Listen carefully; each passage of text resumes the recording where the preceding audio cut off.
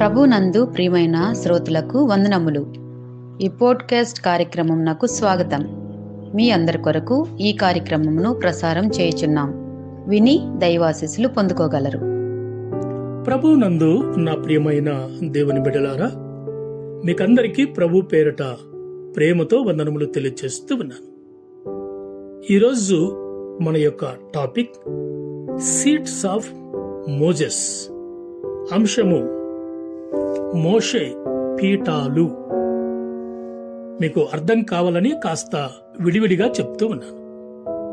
ఈ యొక్క అంశముని గురించి మనం క్లుప్తంగా దైవ వర్తమానం నేర్చుకునే ప్రయత్నం చేద్దాం. యెరూషలేము దేవుని పరిశుద్ధ పట్టణం.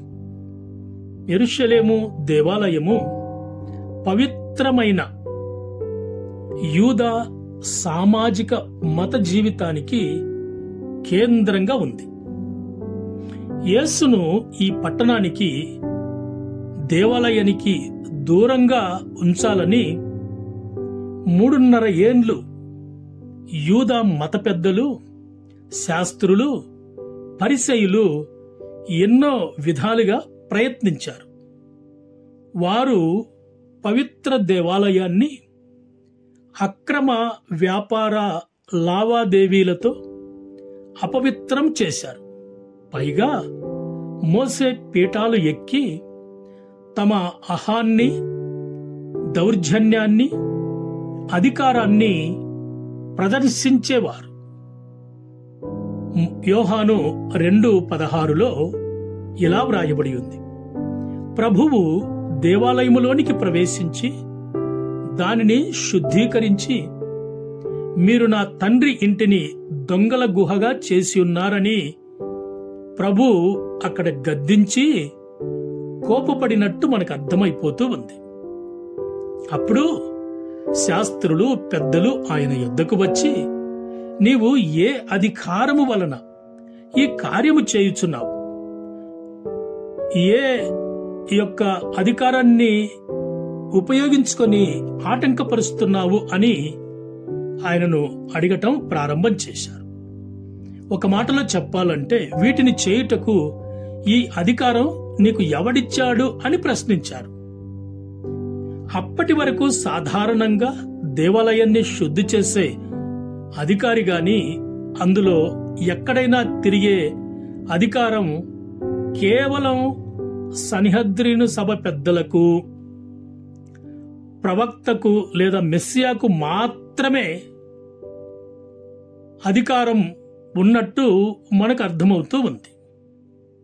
దీనిని యూదులు నమ్మేటటువంటి వారు. యేసు అధికారం తండ్రి ప్రేమ, సేవ నుండి వచ్చినది.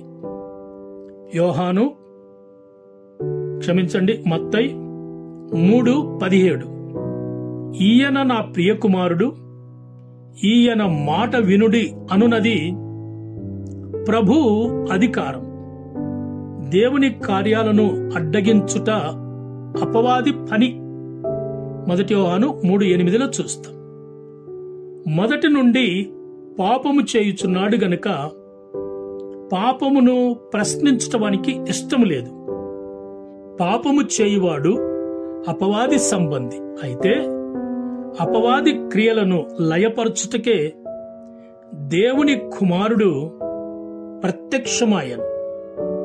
దేవుని క్రియలను కొనసాగించుట, దేవాలయమును పవిత్రత కాపాడుట నిస్సందేహముగా ఆయన ప్రతినిధులైన దైవ సేవకుల బాధ్యత అని నీవు నేను గుర్తు చేసుకోవాలి.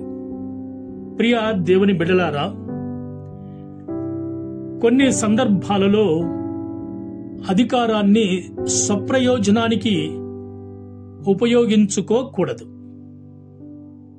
దేవుడిచ్చినటువంటి దానిని దేవుని మహిమ కొరకు ఉపయోగించుకునేటటువంటి వారిమై ఉండాలి. కాబట్టి మన బాధ్యతలు మనం గుర్తు చేసుకుని దైవ నడిపింపు కొరకు దేవుడు నడిపించినట్టుగా ముందుకు సాగటం అనేటటువంటిది మనకు క్షేమాన్ని కలిగించేటటువంటిదిగా ఉంటుంది. అలా ఉండినట్లు ప్రభు యొక్క సహాయము కోరుకుందాం. దేవుడు తన మాటలను మన వినికిడిలో దీవించునుగాక. ఆమేన్. ఈ కార్యక్రమమును గూర్చి మీ సలహాలు మరియు మీ ప్రార్థనా అవసరతల కొరకు మమ్మను సంప్రదించవలసిన మా ఫోన్ నంబర్ 9480585039 మరియు ఈమెయిల్ ఐడి info@fibaonline.org. మా ఫోన్ నంబర్ మరొకసారి 9480585039. Email ID info@fibaonline.org.